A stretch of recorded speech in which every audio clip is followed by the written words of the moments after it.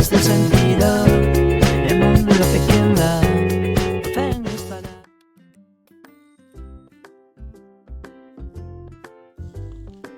La caída del hombre, la ventana rota y el intento de justificación de las ideologías. Recuerda suscribirte al canal y compartir con quien más confianza le tengas. Comencemos por algo sencillo. Las ideologías son pretensiones. Pretensiones de universalidad, pretensiones de verdad, pretensiones de justicia. Pero en realidad suelen ser algo mucho más modesto. Intereses particulares disfrazados de verdades universales. Intereses de clase, intereses de grupo, intereses de poder. El diccionario define pretensión como una aspiración ambiciosa o desmedida. Es decir, empezamos mal. Porque cuando una idea nace como pretensión, lo siguiente que necesita es una justificación. Y después de la justificación viene algo inevitable. Sí, la manipulación. Por eso es importante entender desde el principio la ingenuidad, por no decir la temeridad, de suscribirse a una ideología. Entre las muchas pretensiones que circulan hoy, hay una que se repite con insistencia casi litúrgica. La idea de que el sufrimiento es exclusivo de un solo sexo. Esta creencia solo puede surgir de tres lugares posibles: de una profunda ignorancia, de un profundo ateísmo o de una profunda malicia. Y a veces, lo cual es peor, de la combinación de los tres. ¿Por qué? Porque cualquiera que conozca mínimamente la tradición cristiana sabe que el sufrimiento no es un fenómeno ideológico, sino una consecuencia del pecado. Cuando nuestros primeros padres decidieron desobedecer a Dios, el sufrimiento entró en la historia humana. No entró en la historia de los hombres, no entró en la historia de las mujeres, entró en la historia de la humanidad. En el Génesis, Dios le dice a Adán que su alimento le costará el sudor de su frente, y a Eva le dice que dará a luz con dolor. Pero sería una lectura infantil creer que esas son las únicas consecuencias del pecado. La realidad es mucho más amplia. La vida es dura para todos. A todos nos afectan las decisiones de los poderosos, los precios, los impuestos, las leyes y, peor todavía, la manipulación mediática. Es cierto que hay personas cuya capacidad de análisis se reduce a una sola neurona funcional, la que les impide beber agua del excusado. Pero los demás, con un poco de esfuerzo, quizá podamos entender lo que está ocurriendo. Cuando los poderosos decidieron que los votos de los hombres, de los varones, no eran suficientes para su corrupción, encontraron una solución sorprendentemente sencilla: multiplicar votantes. Así apareció un nuevo derecho, el derecho al voto femenino. Pero aquí surge una pregunta incómoda. Si el voto es algo serio, ¿por qué puede ejercerlo cualquiera? ¿Por qué no votan únicamente quienes saben de economía, quienes entienden de política, quienes comprenden las relaciones internacionales? La respuesta es bastante simple, porque el sistema no necesita votantes informados, necesita votantes numerosos. Y si es posible, emocionales. Más tarde, cuando los impuestos que pagaban los hombres, los varones, ya no eran suficientes, apareció otra idea brillante: convencer a las mujeres de que también tenían derecho a pagar impuestos. Naturalmente, nadie lo presentó de esa manera. Nadie organiza una revolución diciendo: señoras, venimos a cobrarles. Había que presentarlo como una conquista. Después vino otro paso lógico.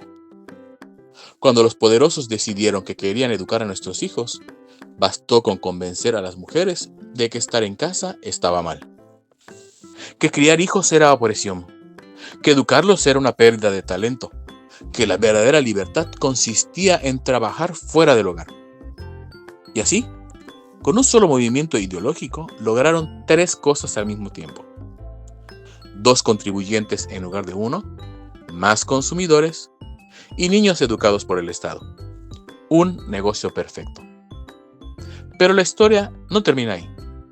Cuando los poderosos decidieron que comprábamos muy poco, apareció otra narrativa conveniente para ellos.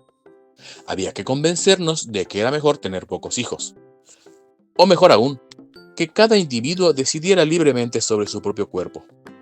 Una consigna aparentemente noble, pero curiosamente silenciosa respecto a algo muy importante. Sobre nuestras carteras, sobre nuestros impuestos, sobre nuestra capacidad económica, eso ya lo habían decidido ellos. Y cuando estos poderosos comprendieron que ya nos habían dado demasiadas pistas, incluso en caricaturas como hormiguitas y bichos, entendieron que faltaba una última pieza para asegurar el control: dividirnos con ideologías. Nada divide más rápido que una ideología, porque una ideología no es solo una idea. Es una idea que convierte al que no piensa como tú en enemigo. El hombre que quiso ser como Dios, el hombre que quiso tener el conocimiento del bien y del mal, termina cayendo en una paradoja curiosa. Cree que entiende el mundo y termina atrapado en una ideología. El tema del sufrimiento femenino se ha convertido en una falacia ad nauseam, es decir, repetido hasta las náuseas. Se repite en todo momento, en todo lugar, en cualquier ámbito, como si el sufrimiento fuera un monopolio femenino. Incluso dentro de la iglesia, algunos sacerdotes y hasta obispos se han tragado el relato completo. Pareciera que hemos perdido el respeto por las estadísticas, a menos, claro, que se usen para manipular. Porque cuando se revisan los datos con calma, el relato empieza a desmoronarse. Cada intento de victimizar a la mujer termina dejándola mal parada. Porque si las mujeres necesitan privilegios, ¿no significa esto que son inferiores al varón? Dicen que somos iguales, pero exigen privilegios. Eso no es igualdad. Eso es un absurdo. Si hay que normalizar algo, es porque evidentemente no es normal. Pero la palabra normal, en cambio, molesta cuando aparece la biología. Entonces la ideología pregunta, ¿qué es normal? Como si la normalidad fuera una enfermedad. Las estadísticas muestran algo incómodo. La ausencia del padre está profundamente relacionada con la delincuencia. Y sin embargo, vivimos en una cultura donde odiar al varón se ha vuelto casi una moda.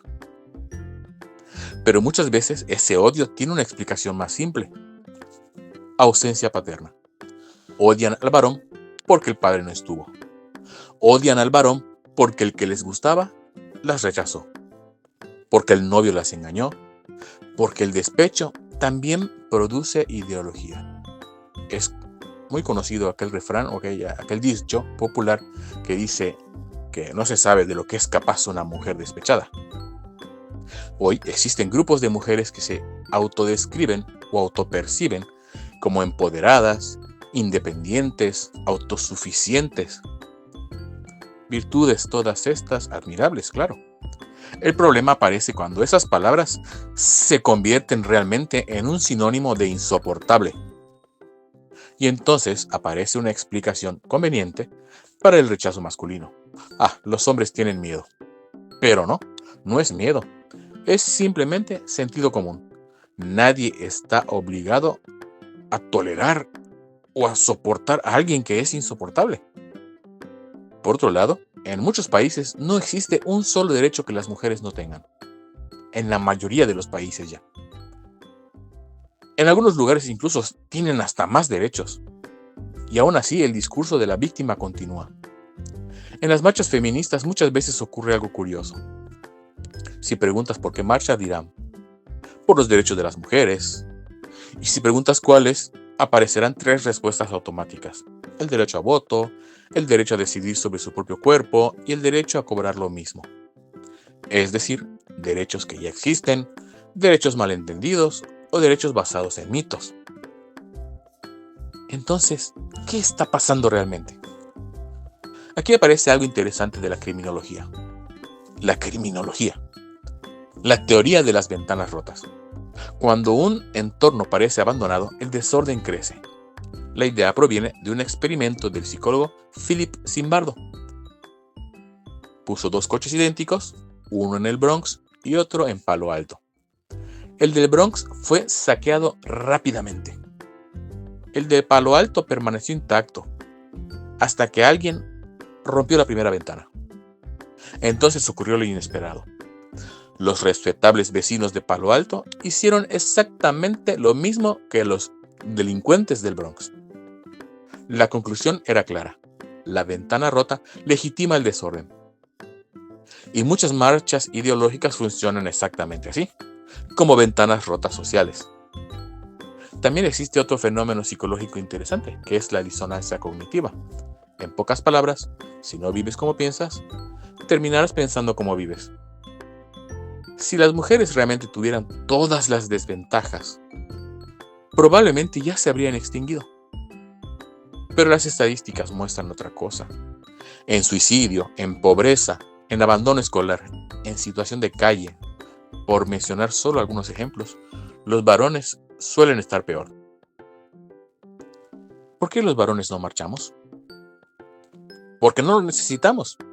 Los varones sabemos algo que la ideología intenta ocultar. A las mujeres, a los niños y a las mascotas se les quiere por default. Al hombre se le quiere si provee, si sostiene. Y hoy también se intenta convencer al varón de que deje de sostener, que no provea, que no resista, que se feminice. A esto se le llama machismo. O sea, el machismo también afecta a los hombres, te dicen. El problema es que la realidad tampoco está confirmando ese experimento. Ahora bien, hay otro punto que casi nunca se menciona. Si las mujeres realmente estuvieran libres de ideologías, probablemente ocurriría algo bastante simple. Muchas elegirían lo que durante siglos eligieron de manera natural: cuidar de su hogar y de sus hijos. No por imposición, sino porque la maternidad y el cuidado forman parte de su naturaleza. Sí, de eso que es normal. Pero una ideología necesita conflictos permanentes.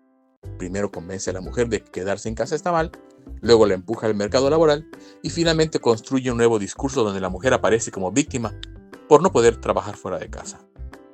Primero se crea el conflicto y luego se vende la solución. Sin embargo, incluso aquí la realidad es más compleja. Hay muchas mujeres que no han perdido el sentido común. Mujeres que no compran el discurso feminista. Mujeres que conservan la cordura suficiente para darse cuenta de que algo no encaja. El feminismo suele presentarse como si hablara en nombre de todas las mujeres. Pero eso simplemente no es verdad. Hay muchísimas mujeres que no están de acuerdo. Lo lamentable es que incluso entre quienes critican el feminismo todavía circula una idea curiosa. La idea de que hubo un feminismo bueno, un feminismo noble, un feminismo puro. Pero esa idea también es un mito. El feminismo nunca ha sido simplemente una lucha por derechos. Siempre ha sido una ideología. Y como toda ideología, siempre ha servido para algo más que lo que decía defender. Los poderosos lo saben muy bien. Si quieren manipular a ciertas mujeres, les ofrecen una ideología de emancipación. Y si quieren manipular a ciertos hombres, les ofrecen una ideología de intelectualidad. A unas les ofrecen feminismo, a otros les ofrecen socialismo, comunismo o marxismo, con una buena dosis de hierba. El mecanismo es exactamente el mismo, solo cambia el envoltorio. Por eso quizá la actitud más sensata frente a las ideologías sea una muy simple: desconfiar de todas. Porque cuando el hombre intenta reemplazar la verdad con una ideología, termina haciendo exactamente lo mismo que hizo en el Edén: querer ser como Dios. Y ese experimento ya sabemos cómo terminó. Por eso, tal vez convendría hacer algo mucho más sencillo: leer la Biblia, invocar al Espíritu Santo y recordar 3 cosas muy simples. Primera, una ideología siempre promete justicia, pero casi siempre termina sirviendo al poder. Segunda, cuando una idea necesita censurar la realidad para sobrevivir, no es verdad, es propaganda.